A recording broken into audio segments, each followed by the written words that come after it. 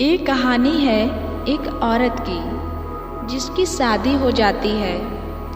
वह ससुराल पहुंच गई। ससुराल में वो पहली सुबह उसे आज भी याद है कितना हड़बड़ाकर उठी थी, ये सोचते हुए कि देर हो गई मुझे उठने में और सब न जाने क्या सोचेंगे मेरे बारे में। एक ही रात तो नए घर में कटी थी और इतना बदलाव जैसे आकाश में उड़ती चिड़िया को किसी ने सोने के मोतियों का लालच देकर पिंजरे में बंद कर दिया हो।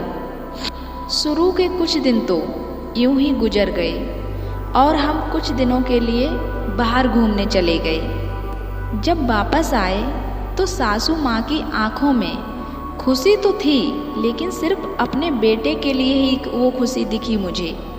सोचा शायद नया नया रिश्ता है, एक दूसरे को समझने में देर लगेगी, लेकिन समय ने जल्दी ही एहसास करा दिया कि मैं यहाँ की बहू हूँ। जैसे चाहूँ वैसे नहीं रह सकती हूँ। कुछ कायदा मर्यादा जिनका मुझे पालन करना होगा।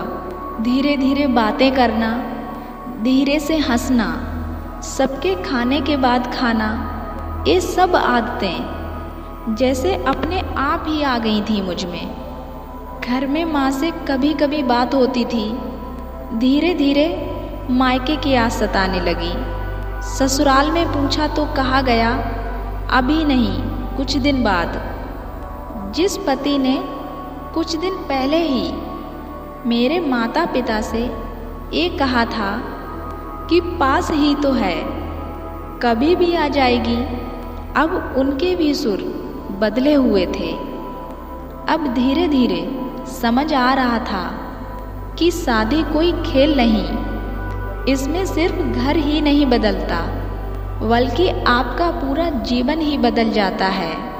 आप कभी भी उठ के अपने मायके नहीं जा सकते, यहाँ तक कि कभी याद आए तो आपके मायके वाले भी बिन पूछे नहीं आ सकते आपके घर।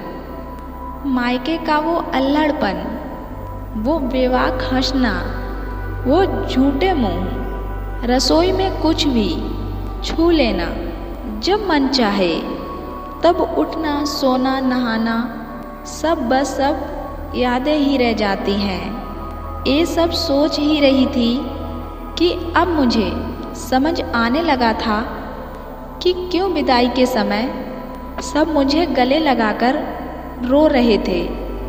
असल में मुझसे दूर होने का एहसास तो उन्हें हो ही रहा था, लेकिन एक और बात थी जो उन्हें अंदर ही अंदर परेशान कर रही थी कि जिस सच से उन्होंने मुझे इतने साल दूर रखा, अब वो मेरे सामने आ ही जाएगा। पापा का ये झूठ कि मैं उनकी बेटी नहीं बेटा हूँ अब और दिन नहीं छुप पाएगा। उनकी सबसे बड़ी चिंता ये थी अब उनका ये बेटा, जिसे कभी बेटी होने का एहसास ही नहीं कराया था, जीवन के इतने बड़े सच को कैसे स्वीकार करेगा। माँ की चिंता थी उनकी बेटी ने कभी एक गिलास पानी का नहीं उठाया तो इतने बड़े परिवार की जिम्मेदारी कैसे उठाएगी।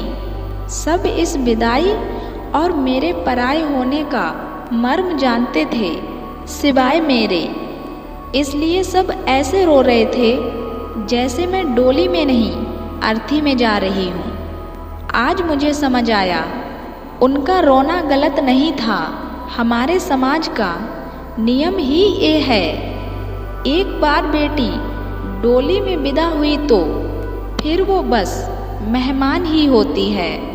फिर कोई चाहे कितना ही क्यों न कह ले कि ये घर आज भी उसका है, सच तो ये है कि अब वो कभी भी यूं ही अपने उस घर जिसे मायका कहते हैं नहीं आ सकती है। समस्याएं और परेशानी आने पर भी उसी को हल करना होगा, हंसते हुए गम छुपाते हुए। क्या यह तपस्या से कम नहीं है? अनजान जगह को सुधार कर अच्छा बनाने का काम करना, यही तो ससुराल है। दोस्तों, अगर ये कहानी आपको अच्छी लगी हो तो वीडियो को लाइक करें और वीडियो को शेयर करना बिल्कुल ना भूलें। और ऐसी अच्छी अच्छी कहानी सुनने के लिए मेरे चैनल को सब्सक्राइब ज़रूर करें, साथ में ही बेल आइकन को प्रेस ज़रूर करें।